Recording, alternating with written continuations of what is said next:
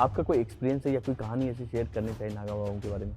जिन्होंने एक परिकल्पना करी एक देवी की जिसका नाम दिया भारत माता।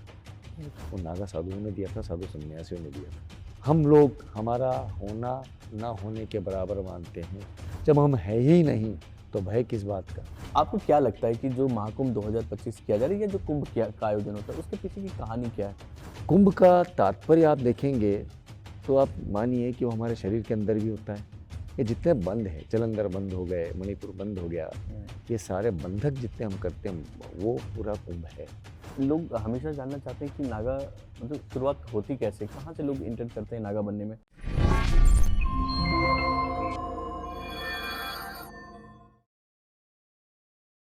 नमस्कार दोस्तों, मेरा नाम है प्रकाश भारद्वाज।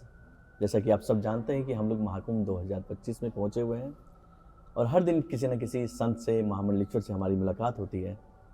आज हमारी मुलाकात हो रही है शैलाशानंद गिरी जी से, जो महामंडलेश्वर हैं और अपनी मुखर बातों के लिए जाने जाते हैं। मतलब वो खुल के बोलते हैं, अपनी राय रखते हैं।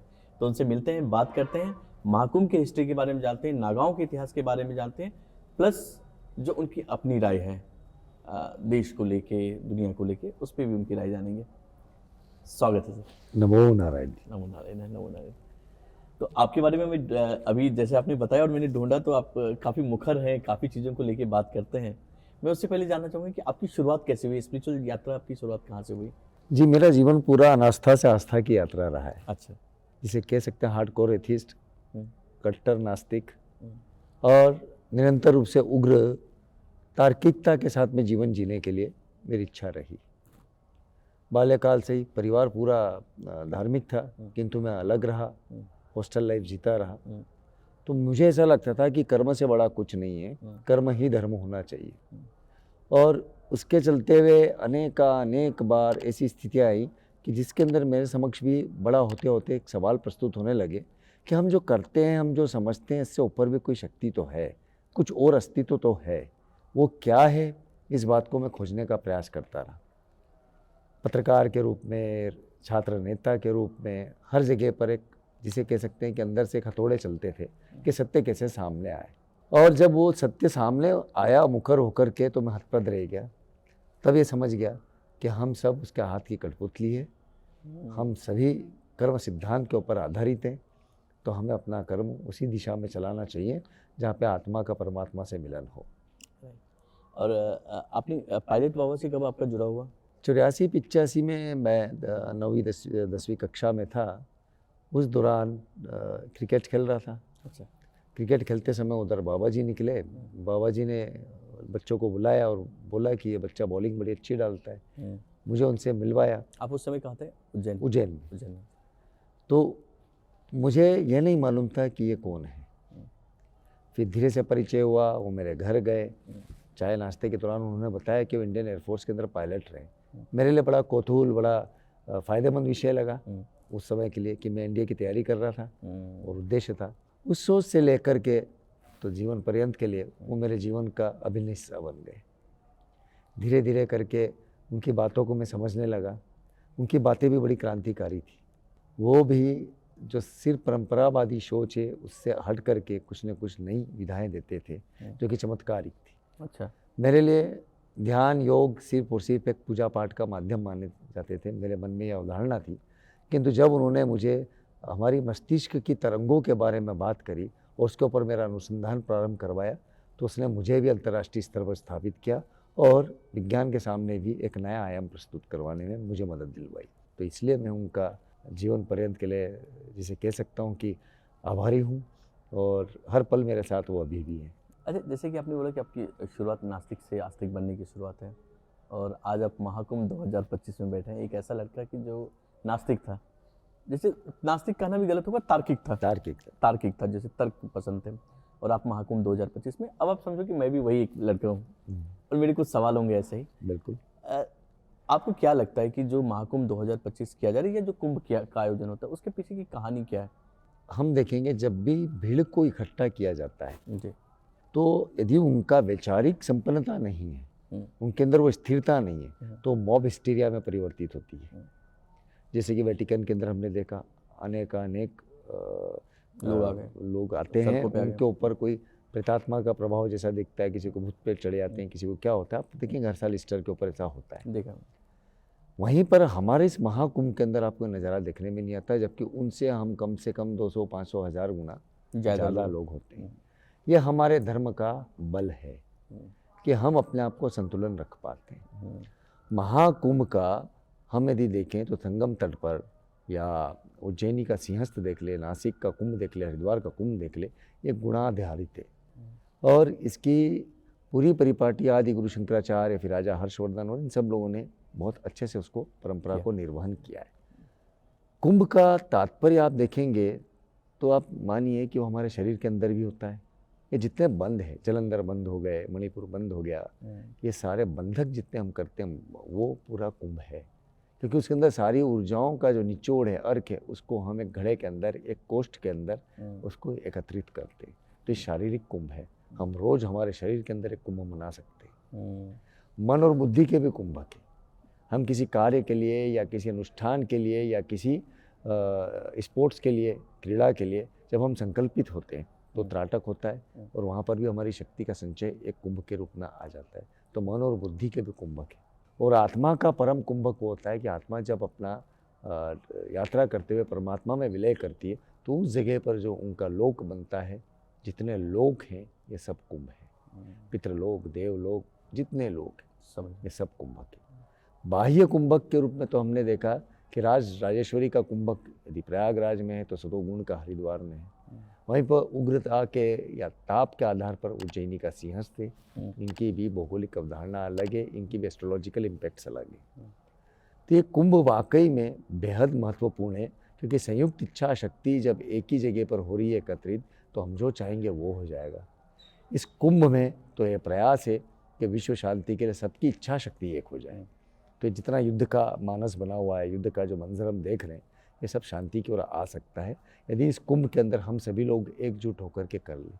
जैसे हम संतों ने सनातन की बात करी, सनातन बोर्ड की मांग करी या सनातन के परिवेश की बात करी, यदि सब एकमत हो जाएंगे तो स्पष्ट मानिए दुनिया की कोई सी भी ताकत इस कुंभ के अंदर लिए गए निर्णय को नकार नहीं सकेगी। यहाँ के लोग तो छोड़िए, परलोक के लोग भी साथ देंगे। बिल्कुल सर। अच्छा, जब भी कुंभ की बात होती है तो हमेशा नागा बाबाओं की चर्चा होती है और काफ़ी मिस्टीरियस लाइफ रहा है। लोग काफ़ी बातें करते हैं उनके बारे में और लोग जानना चाहते हैं। आप चूँकि लंबे टाइम से कुंभ से जुड़े भी हैं, आपका कोई एक्सपीरियंस है या कोई कहानी ऐसी शेयर करनी चाहिए नागा बाबाओं के बारे में और उनके इतिहास के बारे में कुछ बता पाए हमें? देखिए, पहले तो एक संयोग बताता हूँ। मुझे नहीं मालूम था कि ये नागा क्यों रहते हैं। बिल्कुल नास्तिक था। बाणु के दौरान एक आंदोलन करा, आंदोलन में मेरी गिरफ्तारी हुई। तो एक नागा बाबा, क्योंकि मेरे मुंह से निकला था कि साधु संतों ने अपनी मर्यादा तोड़ी है, इसलिए मैं इनके खिलाफ हूँ, मेरे मुंह से निकला था। अच्छा। तो एक नागा बाबा आया और उसने आकर के मुझे समझाया कि ऐसा नहीं बोलते, जो कल का सच था वो आज का झूठ हो जाता है, जो आज का झूठ है वो कल का सच हो जाता है। तो हर चीज़ को सत्य मान के चलना, इसलिए कभी किसी के जीवन के साथ या किसी के ऊपर आप आक्षेप मत लगाना। उसी दौरान बाबा जी भी मुझे जब गिरफ्तारी हो रही थी मिलने के लिए आए। उन्होंने मुझे हंस करके बोला कि बेटा तो तुम भी यदि नागा बन गए तो क्या होगा। ये जीवन का एक ऐसा सत्य, मुझ जैसा कठोर संकल्प शक्ति वाला जिसको आस्था नहीं है, वो भी यदि नागा संप्रदाय का महामंडलेश्वर बन जाता है तो इससे बड़ा चमत्कार क्या होगा। रही बात उनके ऊपर, जब अनुसंधान किया नागाओं के ऊपर, तो मुझे सबसे प्रिय पुस्तक मुझे लगी आनंद मठ, बंकिम चंद्र जी। जब 1780 की सन्यासी क्रांति, इतना बड़ा इतिहास हमारे नागा साधु सन्यासियों का हो, तो फिर उनके बारे में हमको उससे बेहतर कोई नहीं बता सकता था। जिन्होंने एक परिकल्पना करी एक देवी की जिसका नाम दिया भारत माता, वो नागा साधुओं ने दिया था, साधु सन्यासियों ने दिया था। अच्छा। और जब वो भारत माता का उन्होंने चित्रण किया, उसकी मूर्ति बनाई, प्रतिमा बनाई, समस्त माता जितनी हमारी होती 9 दुर्गा, उनके 10 महाविद्याओं के आयुधों के साथ में उसे सुसज्जित किया और साथ में चेहरे के ऊपर एक शुभमयी मात्रमयी शांति का आभास करवाया। उस समय पे गुरिल्ला वॉरफेयर करते हुए मध्यकाल के आक्रांतों से लोहा लिया तो नागाओं ने लिया, साधु सन्यासियों ने लिया। तो आप देखेंगे बर्शिदाबाद से लेकर के तो आगर मालवा तक, आगर मालवा से लेकर के तो उत्तराखंड तक, उत्तराखंड से लेकर के दक्षिण भारत तक, हर जगह जब उस सन्यासी क्रांति के अंदर नागा साधु निकल करके आए तो वो अपने आप में मुगलों की तो हालत ख़राब हुई थी। इसी नगर के अंदर जहाँ कुंभ लग रहा है, वहाँ पे वैष्णव नागाओं ने और शैव नागाओं ने, साधुओं ने एक डमी वॉर खेला, डमी युद्ध खेला, आपस में रक्त रंजित खेला। रक्त रंजित। हाँ, ताकि कैसे भी हो जहांगीर यहाँ पर देखने के लिए आ जाए। जहांगीर को लगा कि विधर्मी है ये, तो इन लोगों के आपस की लड़ाई का मखौल उड़ाने के लिए चलो देखने चलते हैं।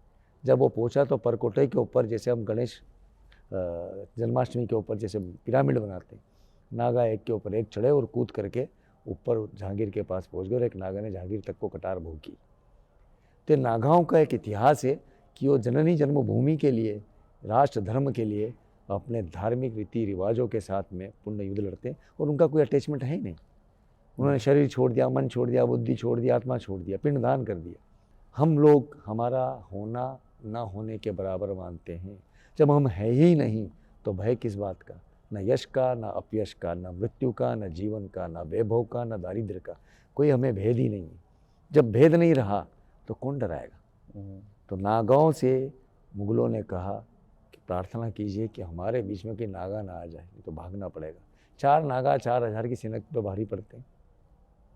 तो ये नागाओं का इतिहास है। इन नागाओं के आप जीवन शैली को देखेंगे तो रहस्यमय इसलिए है कि इन्होंने जब अपना अस्तित्व, आइडेंटिटी खो दी, तो हम आइडेंटिटी लेकर के क्यों चले?